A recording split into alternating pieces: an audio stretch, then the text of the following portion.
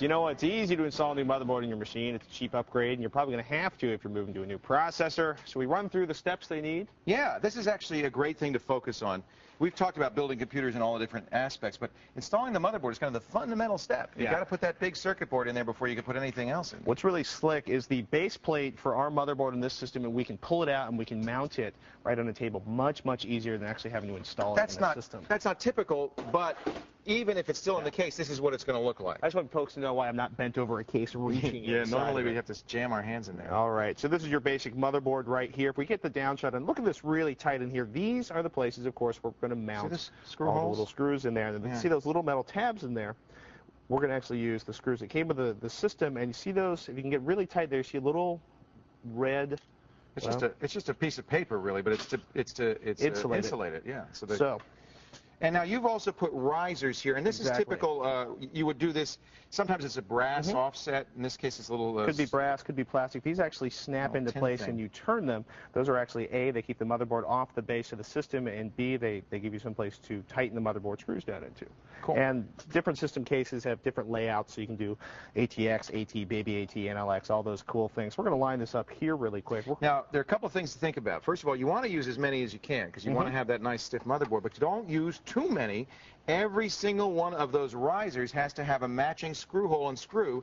If you put a riser somewhere behind the board, it can short-circuit the board, and you can kill it. You can fry it. So what I always do is I count the number of risers. I count how many screws I put in. If those numbers don't match, don't turn on the machine. Take it apart and figure out where you have an extra riser. The other thing you notice is if the motherboard flexes a lot as you're starting to install components, that's a bad thing. That's why we put so many in, right? To give us a nice firmness behind it. Sometimes, unfortunately, they don't have all the support you want in the motherboard. This one's great. I mean, I can't believe how many. Feet, actually, the ones they use for electronic equipment, you can pick up a pack of those really cheap. I've seen a lot of system installers do that. And they'll put an extra one, say, underneath the PCI slots, because that's one of the places where you're wrestling cards into place. Make sure whatever you use, it's not conductive.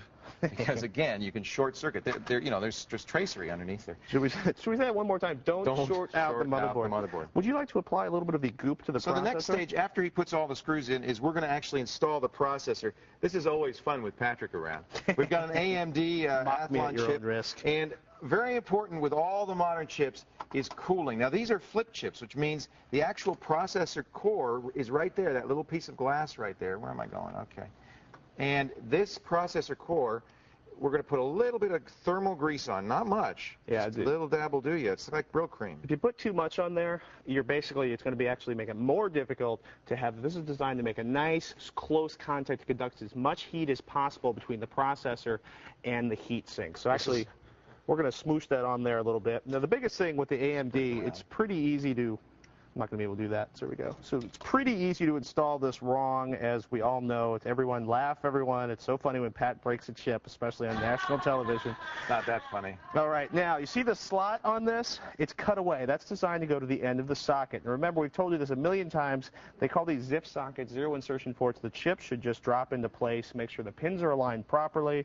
We're going to lock it down. And we're going to install this before we put the motherboard inside the system, just to make it easier. There's only one way to put that chip in. Don't force it. If it doesn't just drop in, turn it. It's probably oriented wrong. So we're going to work that around so we've got a nice, even... Did I put too much goop on there? Actually, we're in pretty good shape. A little dab, but it's... There we go. We just about got it all over the chip. I'm just going to do this, and if my children have 3 heads, I'll deal with that later on.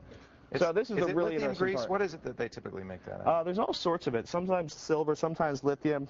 Let me show you guys a real trick. These can be gnarly. You might want to bend the tab in on the clip there. Very gently, I want you to take a straight slot screwdriver, and you're going to bend that out a little bit and click it in place. It hooks onto the mounting board, the surface, the zero insertion force socket, so that this is firmly in there. And you did a nice job. That's great. We're going to connect up the fan. This motherboard, like most modern motherboards, has a connector for the fan. That way it can monitor fan speed and tell you whether the fan's running or not. Worst thing possible, if this fan dies, no cooling on the chip, you've got a real problem.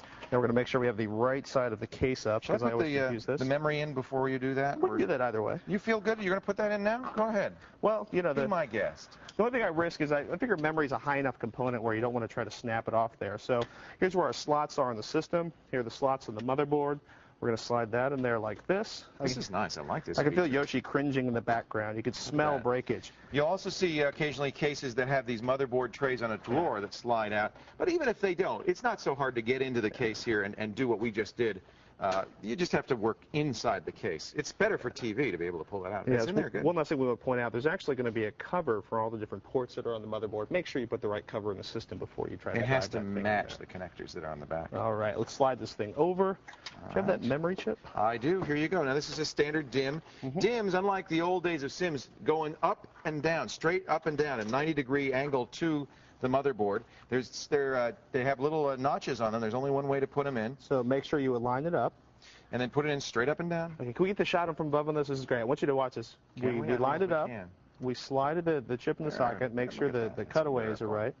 Those little white clips on either end are what's holding it in. They're going to lock into place as we push it down. And basically, you'll know. You have to push pretty hard. Usually it snaps in pretty easy. And you'll know. And you'll know. You see how it's torquing the motherboard there? I've never had one not go in like that. That's what you want to kind of, not avoid, but that's why we put those risers underneath. There's going to be a little torque. Fascinating, Captain. All right, let's try that one more time. We're going to pop that in.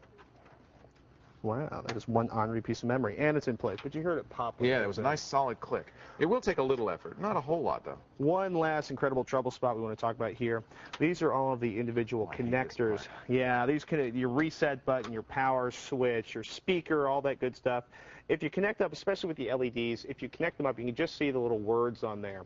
If you're lucky, your motherboard's going to have the silk screened ID for all of those individual components way down inside of here. Take a look at it, plug it in backwards. If you plug it in backwards, the LED is not going to work. Your hard drive light, the power light, switch it around 180 degrees. It won't harm anything, it just won't work. Exactly, it won't start. Once you've got those plugged in place, we can get ready. We actually install a graphics card and boot the system, and maybe we'll do that so we can show you what it looks like before the show ends.